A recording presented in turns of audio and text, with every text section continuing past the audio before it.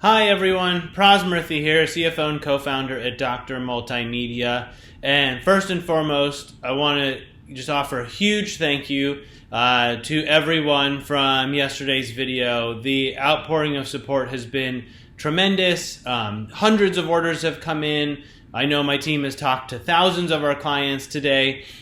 And I know I myself personally have been on the phone since 5:30 a.m. with our clients, sharing stories, picking each other's brains, trying to understand what's going on in your local community and how these technology tools can help you, how they can be used, what kind of situations you're facing. So just a very sincere and genuine thank you, not just for your business, of course, but for being part of this community. Times are tough.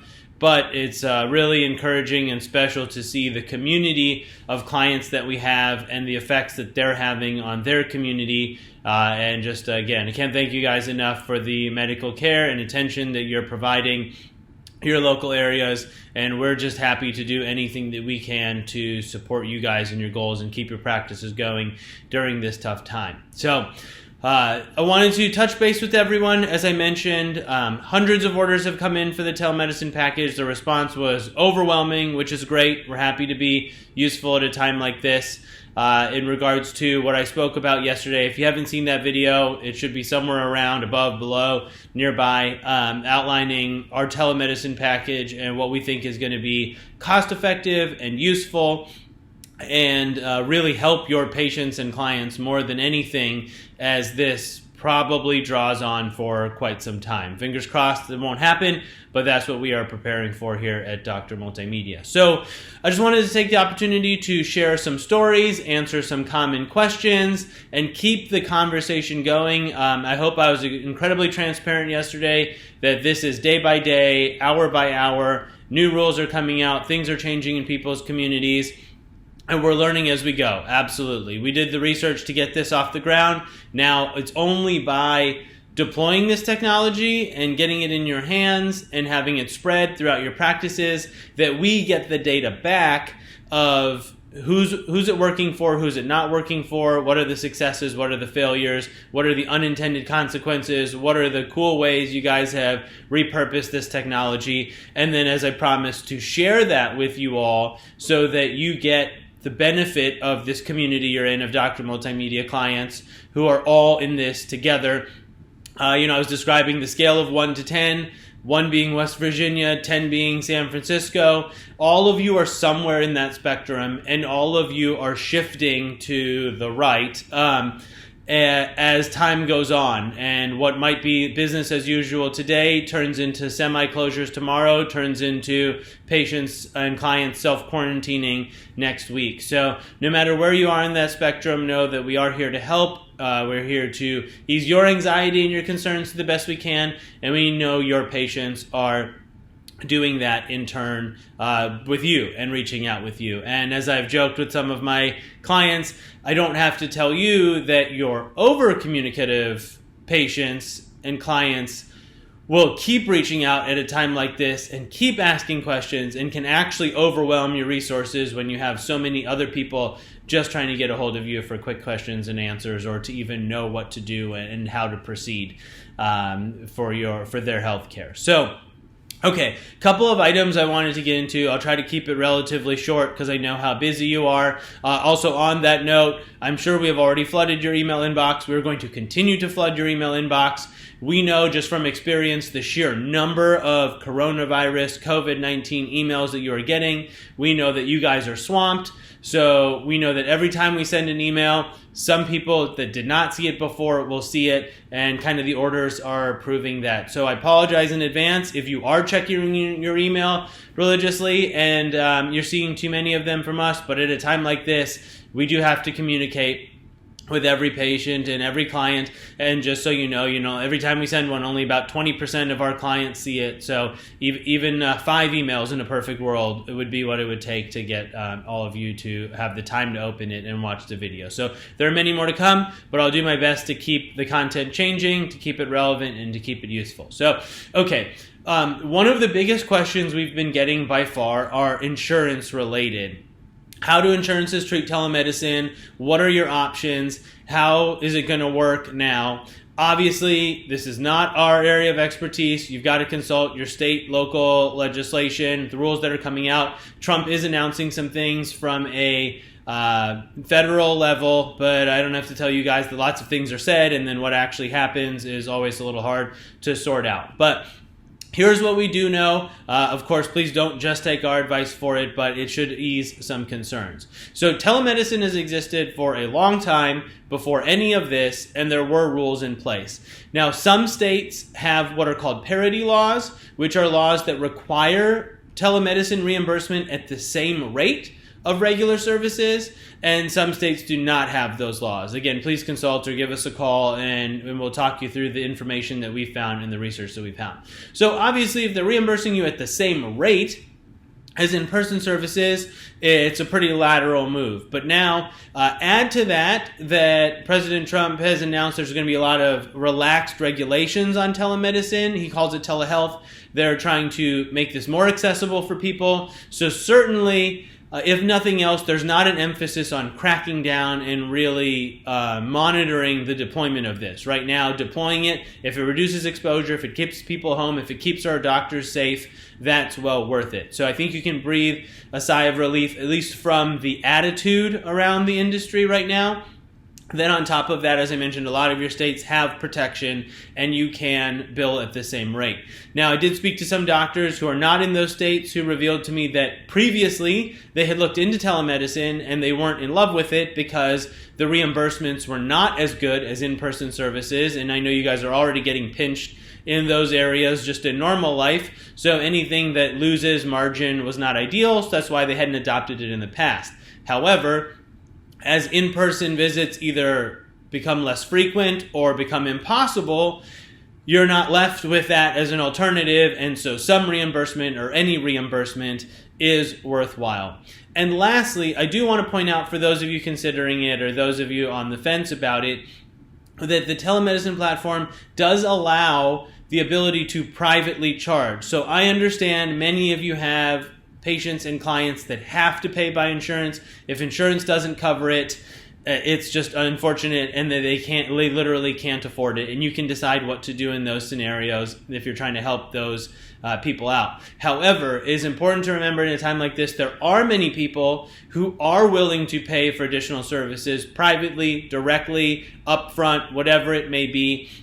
And you can't underestimate the hidden benefits of those. So whether you're charging $20 for a 10-minute just initial consultation, or whether you offer psychiatric or services or therapy or nutritional counseling, there are a lot of things that our doctors can do for us that as private consumers we are willing to just pay you directly for, especially if it's reasonable, and keep insurance out of it at this time. There are people that don't have that luxury, but there are many people that do. And at least for me, if paying you means I can save a trip outside, if it means I can save a visit to the practice, if it means I don't have to put my parents at jeopardy, or I don't have to, risk my friends and neighbors here having unwanted exposure, if paying you some amount of money can help reduce that in any way, at a time like that, that is worth it to me. As a consumer, and I like having the option. Again, I understand not everyone is in that position, but many people are, and if there's one thing people are going to spend money on right now, it is going to be healthcare services. It is going to be getting that advice, getting that peace of mind, and a lot of times they just need, someone to talk to or some confirmation or even a lifeline when you talk about your older clientele and your older patients. So, short version, there are some safeguards in place for insurances to reimburse you in full. There are some states where it's going to be a gray area, and with federal declarations, we'll see what happens. I can't promise you what's going to happen there. And then you at least are reserving the ability to charge privately, one-on-one, independently, you and the patient, you and the client coming to your own agreement about how you're going to do that. And I will say one of the things I'm most excited about as this spreads and we get to talk to all of you is the ingenious ways that you're going to use it. So I know we're going to have clients that come up with wellness packages or recurring plans where, hey, look, my patients will pay me X amount of dollars. That'll get them a weekly call with me. for this amount of time, and that's how we're going to get through, these difficult times. And I really am anticipating that Americans will adopt this as a way of life, and a lot of them will choose to use it in the future, but let's not get ahead of ourselves. Okay, other important questions that I've gotten. A lot have to do with billing and how do you charge. So I want to spend a little bit of time on that. The platform, from our understanding, and again, we're learning it as quickly as we can, a few days ahead of you, and then deploying that information, but it does give you some flexibility. So a lot of people have said, okay, I'll use FaceTime, or what about this? I'm a small practice. And hey, whatever solution for you is going to work, you should absolutely use it. Obviously, the problem with FaceTime is if you disclose your cell phone number or a FaceTime number to someone, they now have the ability to use it whenever they want. You don't have a lot of control or restriction on that. That can lead to a lot of wasted time and resources, especially in the hands of the wrong patient. But with this platform, patients do literally check in. There's a patient check-in procedure. They go to a virtual waiting room where you can monitor the inflow. So this is, even though you can use this to be available 24/7, this doesn't put you on the spot to have to answer a call that's coming in. You can schedule these video consults, you can space them out, you can have people wait, you can look at the waiting room and make appropriate adjustments, take the right people first, really have a lot of control. Now, you can bill them before you start the call, if you know exactly what's going on, or if you have some minimum fee or some base fee, or you just need to filter out the serious people from the not serious. And also, what I really like about this platform is I'm being told and I'm being shown that you can start the call, you can have a bit of a conversation first, and then you can send the payment request through the dashboard. They can enter in their credit card details and they can pay you, and you can know that you have payment collected up front, and then you can carry on for as long as necessary or a little as necessary, or have them come in and even collect that money up front. Just, no one wants to talk about it at a time like this. But the difference between collecting money up front or waiting for reimbursements or for you to collect from your patients with limited resources is so astronomical that taking less money now up front and having it being transferred to your bank account is worth so much for you and your staff and your businesses, that we're really encouraging and recommending that even if they're going to come in, then they don't have to hand you the credit card. You don't have to have that touch interaction. You don't have to swipe it. They don't have to put their hands on the little touchpad to put their PIN in. I mean, just all the little things that you don't think about in the day-to-day that can be cut out due to the online world. Pay for in advance, come in, curbside pickup, grab your food if you're a veterinarian, grab your medication, we'll take it, we'll process it. We're really trying to clean up the not human-to-human interaction, but the touch interaction between the things that we have to do in our daily life. So, some flexibility with billing. You don't have to bill. I got that question. What if I just want to do a video consult for free? You don't have to charge anything. You can start the consult. You can end the consult without the billing. But I know that the longer this drags on, the more crucial it's going to be for our clients to have the ability to generate revenue. If you're open right now, more power to you. I hope that lasts forever. But for the practices that have had to close their doors, really, what options do you have to generate income in a time where we still have rents to pay and staffs to pay, and the list goes on and on? So a couple of great questions there. We've been issuing those answers all day. I just wanted to get the messaging out to everybody as this becomes more serious for some of you. Okay, on a positive note, I definitely want to talk about some incredible success stories and some new ideas that we've been seeing and receiving as we talk to our clients. And again, always consult your local boards, your state rules, regulations. Don't do anything without knowing that it's okay. But as we get stories pouring in from all over the country, we're going to share those with you to, if nothing else, at least help you brainstorm some potential uses. So, couple of things that I hadn't even thought about before this got going. Some people have extremely loyal, hardworking staff members that are simply older and are being told not to go to work, not to expose themselves. They desperately want to help your practice. They just literally can't be there. The live chat feature gives them a way that they can help, a way that they can literally communicate with patients without being there physically in the practice. And if you do if your staff members are doctors, they can do the video consults, or technicians can do forms of video consults from their homes where they're stuck, either because they're watching their children or they're high risk, or whatever the case may be. It gives the ability for people working at home who would do anything they could to help you right now, but just can't because they can't come in. Phenomenal way to have them incorporated and engaged in helping you out. And if they are salaried, making use of the payments that you're having to make them. If you're paying your hourly workers out of the goodness of your heart, at least you can get something to help the practice move forward. So fantastic uses on both sides. My heart goes out to a client I just spoke to in Georgia whose associate veterinarian is pregnant, and the doctors, or her doctors, are calling the owner of the practice, letting them know about what's going on with their current recommendations, and they are on the verge of telling her that she can't work, that it's just not appropriate. She shouldn't be exposing herself to these unnecessary items. And a perfectly capable, healthy, knowledgeable, dedicated doctor, unable to go into the practice because of other circumstances, now can man the telemedicine line, can man the live chat, can offer expertise and advice, and still be involved in a part of the practice despite the physical limitations. So we were so happy to hear that story and to equip that client with these telemedicine tools where they can now make use of their staff, make use of their knowledge, make use of their expertise, and create and invent new ways to go about what we're used to.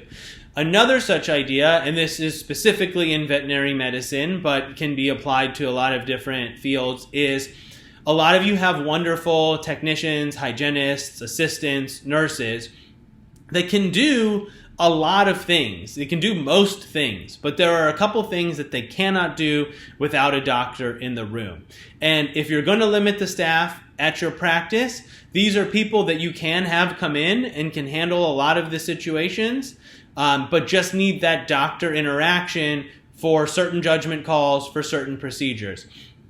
Some of my clients are experimenting with having the doctor video consult with a staff member. The whole time I've been talking to you about telemedicine with a patient, but you can use the video consult as a doctor to open up a video call with the hygienist or technician who is there with the patient or client or pet, and issue orders or supervise or watch or be on attention. Again, state, local rules, you have to follow those, but in a time when those are being relaxed to provide the maximum care for the maximum number of people. Now, potentially, as communities band together, you can have one doctor on a computer consulting with multiple technicians or hygienists in different exam rooms, overseeing, watching, providing the care and expertise that they have, and allowing the maximum flexibility. Of course, there are some things you won't be able to do without a doctor in the room, but that was the first time I had thought about the connection between staff members through a video consult and the techniques that you could invent from there. So I'm going to leave it to my clients to brainstorm that idea and run with it. But these are the kinds of stories that we're already receiving and thinking about and brainstorming. I've also got an outpouring of support from many of you who had considered telemedicine in the past. And I love hearing about the companies that you had considered and either signed up with or didn't sign up with for whatever reason. There's a lot of industry-specific telemedicine platforms, whether you're a veterinarian or optometrist or a dentist, etc. And as I shared yesterday, our criteria right now in this time of need is what is the most affordable option that can help the largest number of people. So we, of course, are implementing a general solution that can work cross-specialty and came at a low enough price point that we knew that we could call our clients and feel good about what it cost and what it would provide, and that you're not paying thousands of dollars to set it up or signing up for hundreds of dollars per month in these extra bills at this time. So Please, if you've been kind enough to watch these videos, this is way longer than I wanted to go, but I know this stuff is important. If you have questions, if you have concerns, reach out to us. Let us know. I'm always available. Up until this video, I've been on the phone all day talking to different doctors and texting with them as they get through their days. Want to hear the stories, want to get you equipped. We know as you shift on that scale from West Virginia to San Francisco, as your communities transition, these are going to go from luxuries to necessities, and we want you to be prepared. We want you to be able to train your staff when you are all together. We want to get it up and running so that you're in good shape.